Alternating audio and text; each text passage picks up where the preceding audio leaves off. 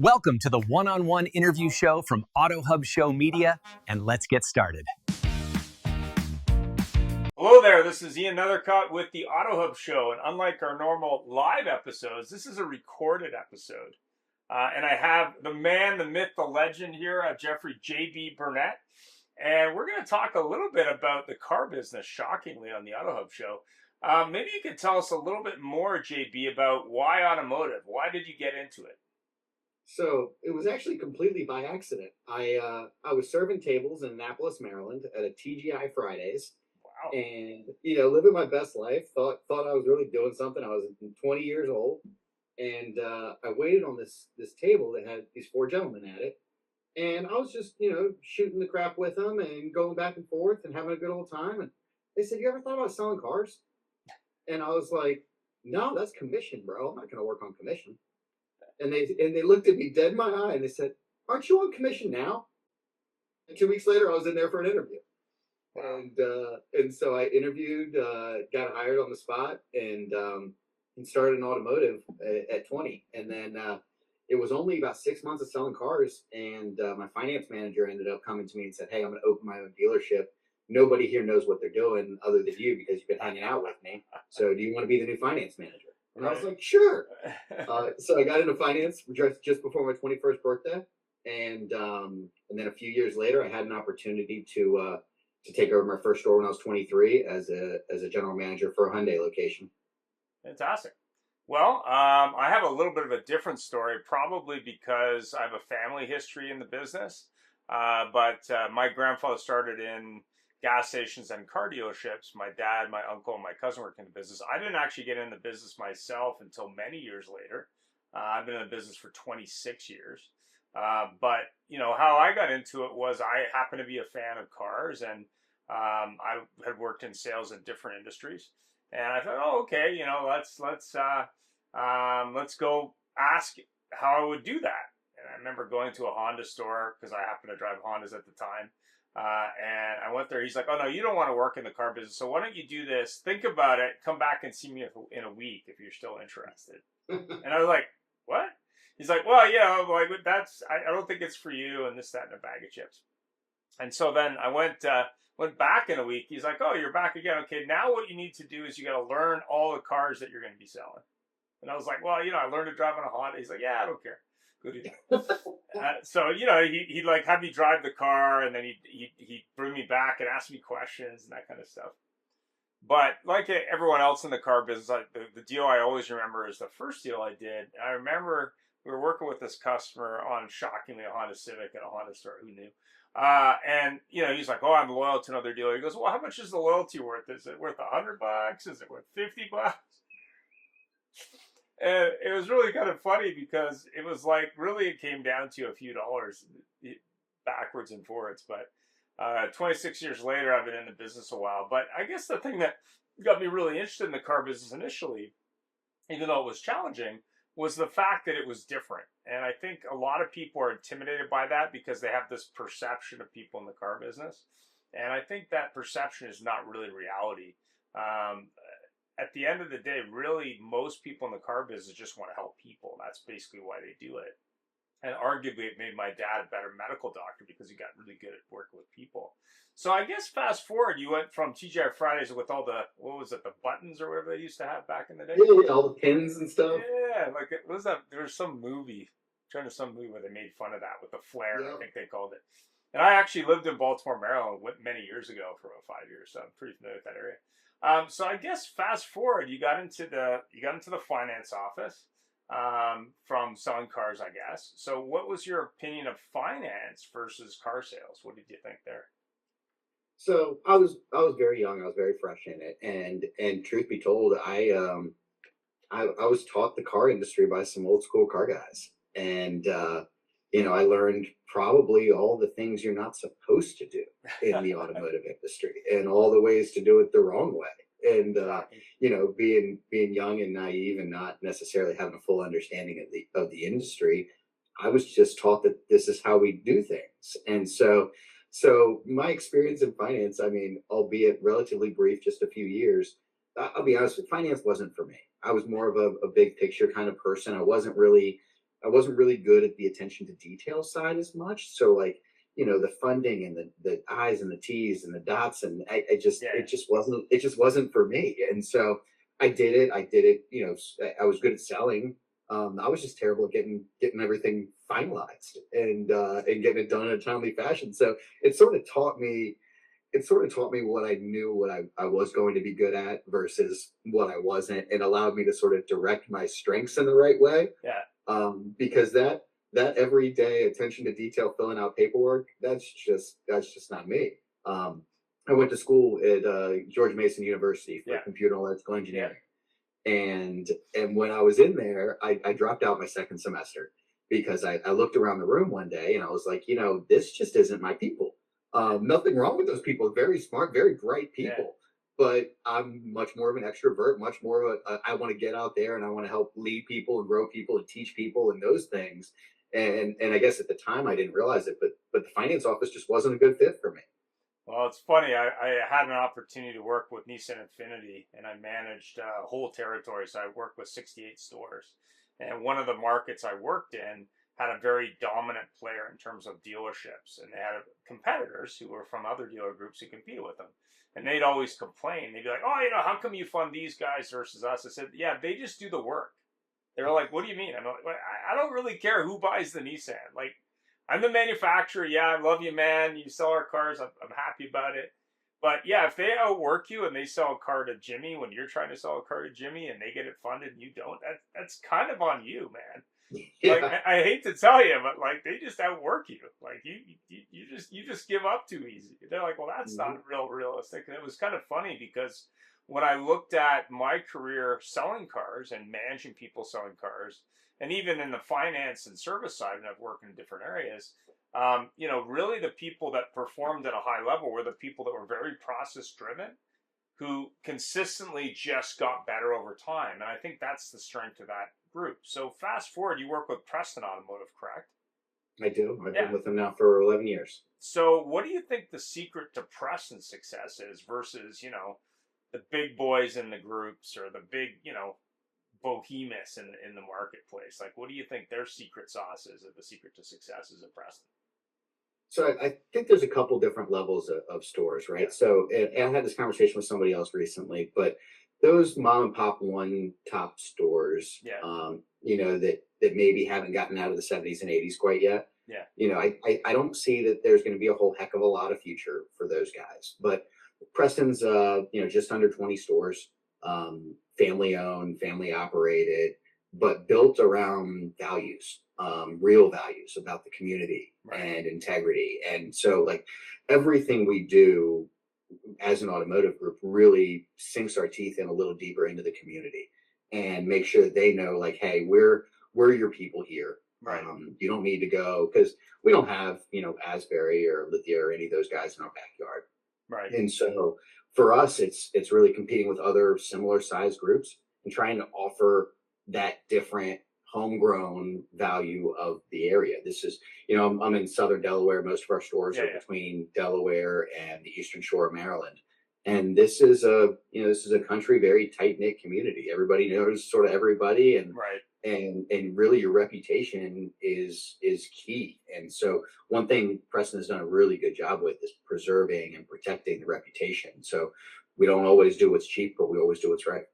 And so what are your biggest challenges as we look at sort of the specter of AI and the fear of change and factors in inventory and manufacturing and retail and recruiting? I hear a lot about recently in tax. I mean, what are the biggest challenges that you're facing in 2026, and how have you been dealing with them so far?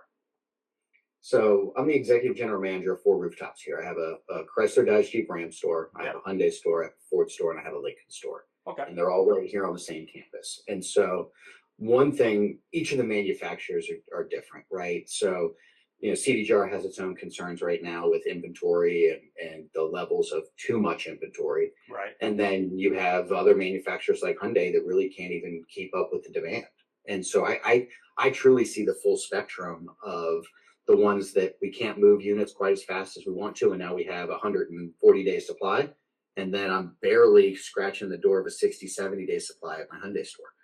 And so watching that and seeing how the manufacturers are pivoting is a really cool sort of perspective, because you're not just locked into one brand. You're able to see what everybody's sort of doing and how they're pivoting, but you can take lessons from maybe a Hyundai and you can apply that in your own business to the CDJR side, which just means being maybe a little bit more strategic on inventory that you take in. Being more strategic of which deals you take, being conscientious of what interest rate costs you over a period of time. You look at a lot of sales managers will look at a deal and be like, "Oh, I'm losing $1,500 already. I'm not going to take anything off." Well, the car's been here for 600 days, and you paid $4,000 in interest on it already. You might as well take the extra $500 off if it's going to sit here for another 200 days. And so, sort of painting that picture and figuring out how to learn from each other. But I mean, the recruiting side is always going to be a challenge. And I was just talking to a sales manager about it at my Hyundai store today, because we were talking about how we need to find more people. And I told him, I said, unfortunately, the turnover rate in automotive tends to be really high because a lot of people just don't know what they're getting into. It's not, right. It isn't a normal job. When I hire people, I always tell people, this isn't a job and this isn't a career. This is really a lifestyle. You really got to live, breathe, and eat it. And so I think knowing and setting the right expectations up front, you're still going to have people that are going to think they can do it and get in. And I mean, I don't know what the number is these days, but probably 80% of people in their first year don't make it in automotive. Right. And so, I think that side of it's going to be a challenge. But on the AI and future front, and Ian, I don't know how much you followed some of my content, but that's really where my focus has been. So I opened the first Signature Ford 2.0 store in the world. Okay. It was super exciting. It was very challenging, but one of the biggest things was Ford wanted to redesign what automotive retail looked like, right? But they didn't necessarily know exactly how to do it because they're not car guys. You know what I mean?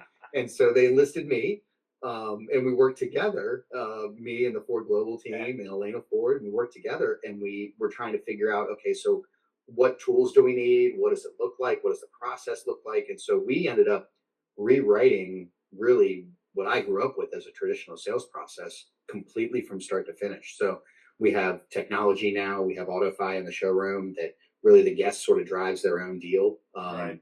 It allows us to give back a lot of the control back to the guest, right? But in turn, as a dealer, I'm still not giving up that control because I still set parameters on rate markups, on credit scores, on PTIs, on LTVs. Like I still control all that. But as long as they fit into my little box, the guest can actually sit at the salesperson's desk and submit themselves, get the approval back, approve it, okay it, and the deal's done before it really even touches the sales manager. So it saves so much time. There's places in this business for AI and technology, and there's places for not to be. And so this is sort of the combination where you still have you have more of like a concierge experience versus I'm battling you out and we're fighting each other on it. This is more like, hey, I'm going to help you guys. And like you said earlier, we really just want to help people. Yeah. And so I'm in a position now where I'm able to help guide people sort of through the process and answer the questions as they go. They get to feel like they're in the driver's seat. So did that experience at Ford permeate the other brands you work with? Did you look at any sort of like learnings from here versus there? Like I remember years ago, I was working at a Toyota store in Beaverton, Oregon, and they used a process at the time called Clear, which was kind of around that same idea where the salesman worked on an iPad at the time and was basically just working a deal with the customer without even talking to the manager unless the manager needed to be involved, which was almost never. And then he could basically send that to the customer and they could play around with their phone or whatever it was to try and do the deal. But the whole goal was to get it done within half an hour or less. That was the goal. And it's funny because I fast forward, I guess it might have been about 10 years ago, maybe a little less, maybe 7, 8 years ago. When you look at the response time for an internet lead today, it used to be like a week. And now it's supposed to be, I think the goal is something like half an hour or less, or 20 minutes or less, or something like that. And the problem there isn't the response, it's what are people doing there and how are they standing out? Because I think the new reality today in automotive is no longer about brands, it's about experience. What's your thoughts on that? I would completely agree with you. So in the Ford store, our goal was to be under an hour. And that's from the time they walk in to the time they leave. So that includes a demo and a test drive and selection of vehicle and all that. We accomplish that 30% of the time. But I'm going to tell you 70% of the time is under an hour and a half, and 90% of the time is under 2 hours. And so, I mean, that went from probably 2.5 being our average to probably an hour and 20, 30 being our average. So really streamline that process tremendously. But to answer your original question, I actually took my learnings from Ford, and I've transposed that into my Hyundai store and my Chrysler Dodge Jeep Ram store and my Lincoln store. And so Lincoln was easy. It's a boutique, brand new vitrine showroom. And so that went along with the Ford store. It was an easy transition. Ford and Hyundai, or CDJR and Hyundai, were both sort of foreign to the concept. They had cross-sold into the Ford store. They played with the tablets a little bit, but they hadn't really gotten into it. So once I launched at Hyundai about 5 months ago. I launched at CDJR about 3 months ago. And one, you can see in all of it, the guest experience has increased tremendously. But two, and crazy enough, this whole process has changed my profitability for the best in almost every way that I can imagine. Not only volume, but front end gross, back end gross, the ability to take more advantage of trades. All of these things have just become seamless, because what I'm doing now is I'm creating such an environment for the guests that they feel so comfortable, and they feel as though they have so much control that now they trust us enough to say, hey, I don't need to shop you for the best price. You're valuing my time. You're giving me upfront information. And so like all of that sort of outweighs maybe the guy down the street's going to be $500 cheaper or something like that. So it's changed the dynamic of what automotive could look like. And actually, I just recently had a conversation with Hyundai. We're building a brand new Hyundai facility, and we're able to actually design the showroom similar to what we did with the Ford showroom. So that Ford showroom, I don't know if you've seen it yet or not, but it's if you picture a luxury hotel meets an Apple store, there's no desks, there's no computers, everything's sort of open space. There's a hospitality hub with snacks and beverages and a nice coffee machine. Everything's complimentary. But the idea is when you walk in, it's not follow me to my desk. It's not the control part, right? Instead, where would you like to sit? Right. And there's like 5 different kinds of seating arrangements. So they might want to sit at a high top, at the hospitality hub bar area. They might want to sit in like a semi-private room that has really comfy chairs and a short table. But it's really, what vibe are you looking for? And we're going to go hang out where you want to hang out. And then we're going to do business the way you want to do business. And so it's a different way to look at the automotive industry. Yeah, I mean, it is a hospitality industry, ideally, and I think people forget that sometimes from the retail point of view. And obviously, there are pictures of the new showroom on your website, I'm assuming? Absolutely. Yeah. So there'll be details below in the description. You can definitely check it out. So I guess the other question I would have, and thanks for that, is when you're looking at used cars and more importantly service today, what are you seeing on the used car front versus new? Are you seeing that being a bigger profit center than it was when maybe there were different inventory challenges? Are you seeing that change at all in 2026? So I think the biggest thing we're seeing on the used car front is that the average transaction price in 2019 was sub 40 grand, sub 35 grand. And I think 40% of deals that were done on units under 30 grand. Yeah. On the new side. And now, I mean, your average right now is about 47,000 with 10% of deals being done under 30. Yeah. And so, I mean, you've really changed the dynamic of what people can afford. And so in turn, you have to lean into used cars. Yeah. Not everybody can afford a $50,000 new car, and we have to be able to serve everybody. And so you really got to pay. I've paid particular attention in 2026 this year on my used car inventory, on the recon side, making sure I'm putting out the right product, because they want a new car, they can't afford one. So I want to get them a pre-owned car that is at least looking good and standing tall. And then on there, you need to find the right mix of things that people want to buy, and you got to know your market. Yeah. So I'm at the beach in Delaware. I sell trucks, I sell Jeeps, and people move to the beach. We have drive-on beaches here in Yeah. Delaware, so they move to the beach and they're like, "Hey, I need to buy a Wrangler because I'm going to go drive on the beach." They never do, but they think they're going to. But like, so I need to find affordable Wranglers. I need to find, affordable trucks. I need to find the vehicles that fit my market, and then make sure they stand tall. And that's the only way, because then you can ask the money for it. You can be proud of the product you're putting out. And used car prices are coming up because new car demand is going down. And what's your thinking on used EVs? Are you playing in that area, being that it's, low cost and I guess somewhat risky, but low cost compared to new? I mean, are you playing in that market at all? So being a CDJR dealer, Yeah. you almost have to. Because a couple of years ago, if we remember, about 3 years ago, the only thing I was allowed to sell was Wrangler 4xe. I wasn't allowed to sell Wrangler Ices. Yeah. And the best way to sell a Wrangler 4xe 3 years ago was put them in a lease. Yeah. And guess what's coming out of lease right now? And so the influx there, I mean, if you're going to find an inexpensive, because unfortunately the values of them did not hold up, and so they are at a decent price point for a Wrangler. And the Wrangler 4xe, you don't have to plug in, so you can treat it just like a gas car if you want to. Yeah. So there's an opportunity there. Now, when we talk about full EV, and I was just having a conversation about this earlier today, I just don't know where that fits into some of the demographics. So with me being much more of a rural environment, a little bit further between destinations, isn't the top of our list. I'm sure there's some metro markets that can do really well with that. But for us, I honestly, I try to avoid full EVs if I can, because there's too much, a lot of my clientele came from farms and that group of community, and they like their Cummins diesels and their V8s and, those kinds of things. They haven't quite wrapped their head around a vehicle that they have to plug in every night. And what about service? I mean, I did a show a couple weeks ago on mobile service. So we had Phil Long, Ford, we had a gentleman from that, and then we had Ed from Bozar talking about his gargantuan fleet of remote vehicles. I think it's 57 or something he said, which was a little bit nuts to me. It was like, wow, that's a lot of vehicles. Are you doing anything on the mobile service front? I mean, how are you retaining people in service? What's your thoughts there? So specifically on the mobile service front on Ford, that's an area that I think only has upside.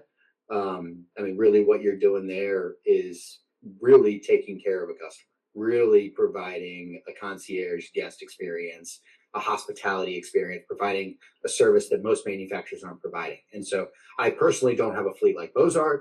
Not yet, anyway. but I do have a small fleet. I have 4. And so I use those vehicles all day, every day, for everywhere around town.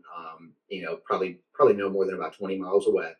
But try to keep that business flowing every day and provide that at no extra charge.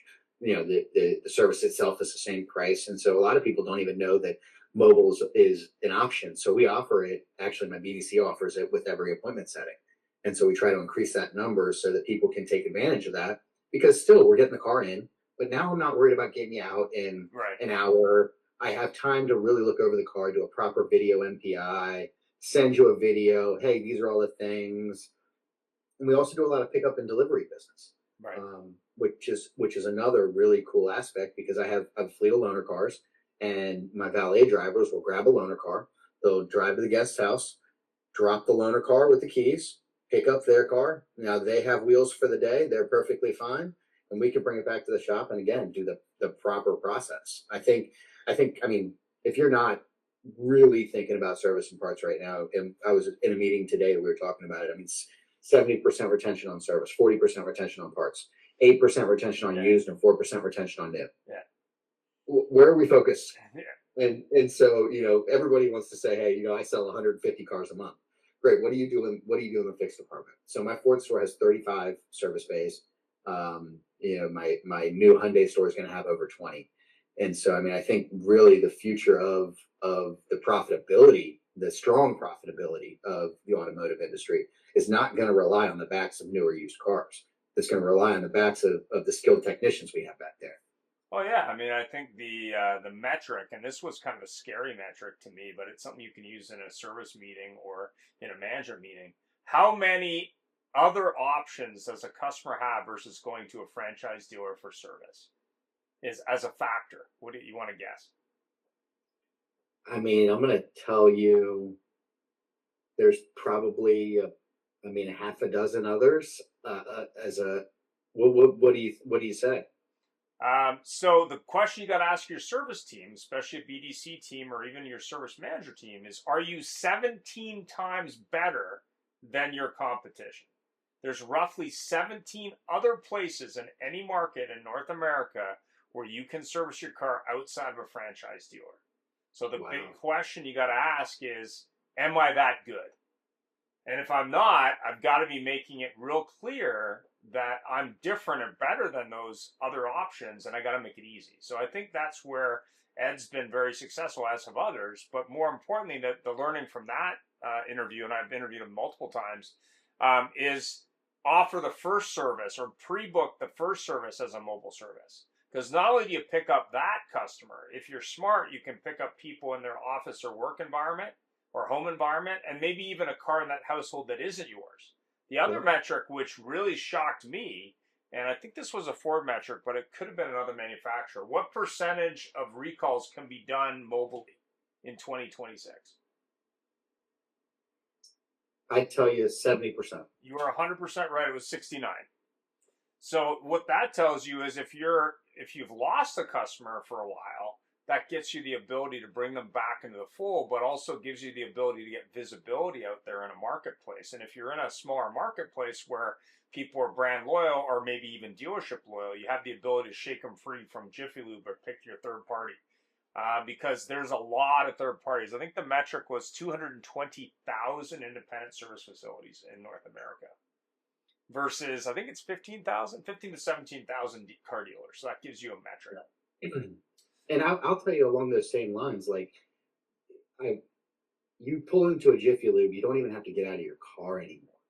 And so, I mean, they've figured out the convenience side. And I don't know about you, but I like instant gratification. If I buy something, I want it the same day or the next day. I don't really want to wait 2 or 3 days. If I schedule an appointment, I expect to be seen when I schedule it. You know what I mean? If I have a reservation, I plan on being seated at the time that I'm expected to. Yeah. Like all the things that we expect in our normal lives as normal humans. Sometimes as a dealership, we just throw out the window. Somebody comes in, they check in, they're sitting there for 20 minutes, they look out, their car's still right where they parked it because you haven't gotten in the shop yet. Like those kinds of little nuances that we've trained guests to expect almost at this point, because we've been doing the same thing to them for however many years. And so now they're like, oh, I got to go in. My whole day's ruined. I got to go in for an oil change. And it's, I'm going to be there for 3 hours. My whole day is bad. Yeah. My whole day's ruined. And Shock. so, like, you gotta look at really valuing people's time, I think, more than anything. If they feel like you care about them and they feel like you value their time. And that's really what I was trying to accomplish on the sales side as well, because service, we do an okay job. And we do have a good level of urgency in most service departments. Hey, car comes in, you need to get it in, you need to get it out. We talk about that all day. What we don't talk about is a guest comes in for sales, we got to get them in, we got to get them out. We don't talk about that. That I don't think I've ever been in a training that says that. And so changing that concept and that thought process and saying, hey, let's treat sales with the same urgency that we treat service. And I think that kind of a mindset will really create a special sauce for the right kind of environment that a guest wants to come to, not just has to come to. Well, I don't know if you're familiar with the pizza chain Domino's, and this is by no means an ad for Domino's. But do you know the origin of their 30 minutes or free concept? No. So what happened when they originally started is they couldn't get deliveries there on time in a lot of cases. So basically the customer didn't want to pay for it. So they'd be stuck with this pizza. So they figured out it was better to deliver it late and give it to them for free than not have anyone eat it. That was basically the idea. So it was kind of interesting because when you look at it from a point of view of, say, oil changes, I mean, the perception is, should be done in 30 minutes or less. I mean, that's the perception. Now, obviously, more significant service may be longer, but I always use how long is this going to take? Because when you look at service BDCs or service department calls, the largest group of calls that come into any service department is what? Status checks. Status update. What percentage of calls in your average service department are not answered at all? 30. 50% on average. And when you look at 80% being that status update and 50% unanswered, probably most of those calls are, is it done yet? So if you can solve the is it done yet, or you can answer the calls at a close to 100% ratio, you can eliminate the biggest problem. Yeah. But more importantly, you can have happier customers. So video MPIs are a great way to do that as well. What other changes are you looking to make this year to become more profitable or to adapt to change? So I think we've touched on a couple, but used cars is going to be a big area of opportunity.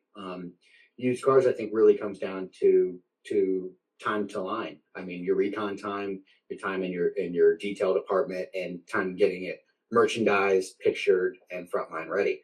We all know that a vehicle you sell in the first 30 days, you're going to do better than a vehicle you sell at day 60 or beyond. Yeah. And so being so well aware of what that process looks like and making sure that you're speeding that up everywhere that you can and getting that vehicle frontline ready, priced right. I mean, the big thing, I don't know that, I'm not saying the world's going to go to one price because I don't think that'll ever happen. We've tried it before. But I will tell you that the transparency level of shooting at 110% of market value and trying to think you're going to sell that car is probably, unless it's an exotic something different, it's probably not going to go because people are too educated. And so you really have to look at the market. You got to be competitive day one, and then be uber competitive beyond that to make sure you have your turn. And then on the service side and the fixed side overall, big thing for me is maximizing bays and maximizing time. Time is something we can't get back.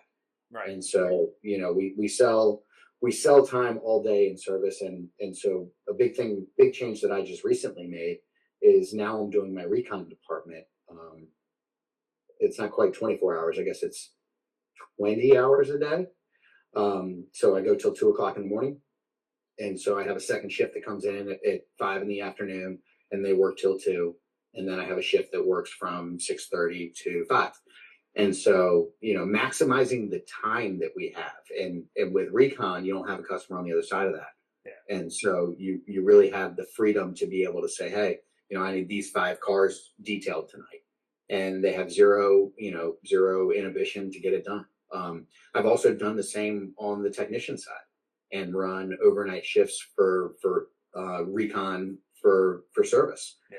And so, I mean, those opportunities where you're leaving more time for your customer pay and your warranty stuff, but you're taking the internal to a time that nobody's usually paying attention to. Right. And so, I mean, I've been I was a graduate of the NAD Academy years ago. And one of the big things they talk about is maximizing your time in service and maximizing how much you're open. And is your service department open as much as your sales department is open? And where's your focus? And so, people will be like, all right, well, my sales department's open 12 hours a day, but my service department closes at 3:00 on Saturdays. It's two completely different. It almost has to be the opposite. Yeah. Where you're at least mimicking your hours on the service side. So you maximize the time. Now, that means being very flexible. That means being flexible on pay, on technician pay. That means being flexible on technician hours and schedules. We were just talking about a meeting that the statistic, it was a manufacturer meeting, the statistic that was thrown out, it was surveys of technicians. And they said, would you rather work 5 days a week and 8 hours a day? Or would you rather work 4 days a week and 10 hours a day? And 80% of the technicians said they'd rather work 4 10s. Yeah. And then have a 3-day weekend. So that's where it becomes getting a little creative. But now I can fit more technicians in the shop and I can start rotating schedules. And this guy might be on these 4 days and then this guy's on, but then this guy's off, and you can rotate it where you can fit more. Even if you have a shop that only has maybe 5, 6, 7, 10 days, you can fit more people and more time and maximize those hours. So I really think used and service is going to be the key to profitability this year. Yeah, I worked with I think it was a Chrysler Dodge Jeep Ram store in Orlando, and other than their bad use of fans, they had 2 shifts. They had these big ass fans that were blowing hot air down on the techs. So I'm sitting there and I'm talking to I think service director. I'm like, that makes no, like, why are you paying money to do that in a I mean, it made no sense to me, but they had 2 shifts. So they had the regular shift and then they had a night shift. They did the diesel stuff. So that's what they did. I think they had a parts guy there till 2 in the morning or something like that. But, you know, there was definitely lots of things going. Well, I appreciate the time today and all the thoughts. If you are looking for a vehicle, where are your dealerships and where can they find out more about you? So all of my dealerships are in Southern Delaware. Okay. You can look at any of the cars we have at PrestonMotor.com. Yeah. And then you can always find me, JB Burnett, on LinkedIn or Facebook, and reach out anytime. And so appreciate the timing. It was a pleasure, and look forward to talking to you again. Fantastic. Thanks for taking the time today and sell and service lots of cars. I'm also hearing that shift work and mobile service is a way to go. And AI isn't as scary as everyone thinks it is. All righty. Thank you for helping the industry get better today live.